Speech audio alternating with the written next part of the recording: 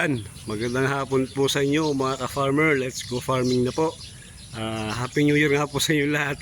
Medyo late na kasi ngayon lang tayo ulit nakapag-upload ng video. Naglilinis na po tayo ulit ng ating gulungan. Update ko lang kayo dun sa nakaraang pagkarga natin. Month of November tayo nagkarga, tapos nakapag-harvest tayo ng month of December. Kaya lang problema po, napakalamig ng panahon, tapos po panay-panay pa ang ulan dito sa Quezon. Siguro almost 5 weeks o 6 weeks sana tuloy-tuloy na walang tigil ang ulan. At totoo po, ngayon lang siguro 2 weeks ago lang huminto yung ulan.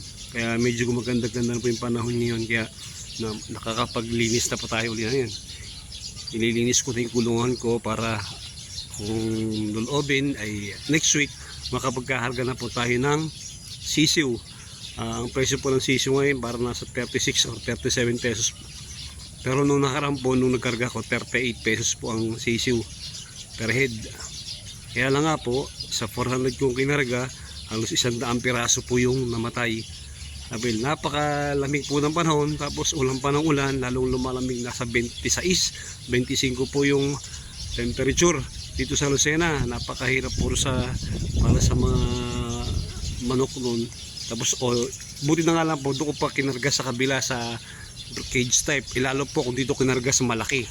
Kung sa malaki po yung malamang baka walang natira, pero kasama po talaga sa hanap buhay yon, yung mortality, kumbaga charge to experience uli yung mga mistakes natin nung nakarang nagkarga para sa susunod na. Pero tinignan ko sa yung last year po nakarga ko nung hindi naman ganun kasama.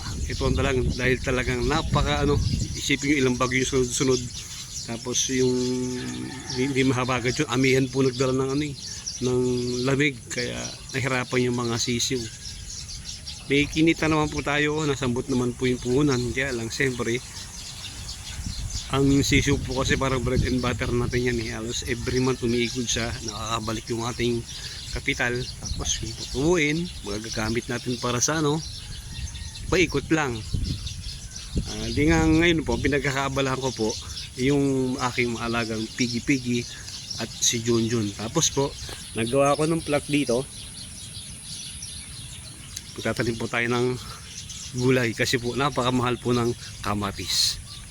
Yung kulong natin malaki, natanggal ko na po yung mga echas ng mga nakaramanok niya. Bagay, ilang buwan ng pahinga naman, siguro mga 2 months ng pahinga yan. Magdi-disinfect na lang po tayo, tatanggalin natin yung mga sako. Ito po yung plat na ginawa ko, paglalagyan ko ng kamatis, yun po, talong naman po doon.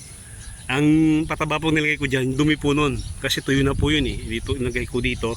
Tapos gagahuin ko na lang siya, maglalaglag ng konting pataba pa para patungtong, para maganda yung tubo ng ating mga kamatis. Bibili pala po tayo ng bini dyan sa PCA para di na tayo magpupunla.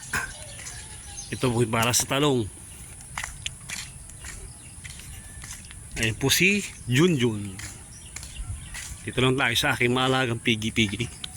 Ito medyo tumubo-tubo po tayo dito ng magandang nakaraan. Kasi nung nagbenta po tayo ng 8 piraso, nag-average po silang lahat ng 95 kilos. Pero ang presyo po nun ay 175 ang live weight. Pero okay din naman, lalo kung nag 200 plus. Kaya lang pagka inintay ko pa na umabot ng 200 plus, baka kasi mag-overweight na, bababa lalo yung presyo nila. Ito may 15 na, nung harang alaga ko po 8. Ito ay 15 pieces na nagdagdag na lang po ako para medyo maganda-ganda po yung kitain. Hanggang March, April po maganda pa ang presyo ng baboy niya, ng pigi-pigi. Kaya sinamantala natin. Pagkaiba po yung magulang nito, hindi po yan iba rin po ito.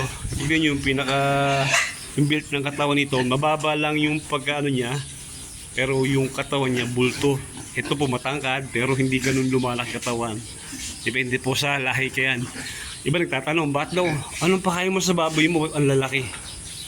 Isa din po sa factor yung pakain, pero yung genes po nila.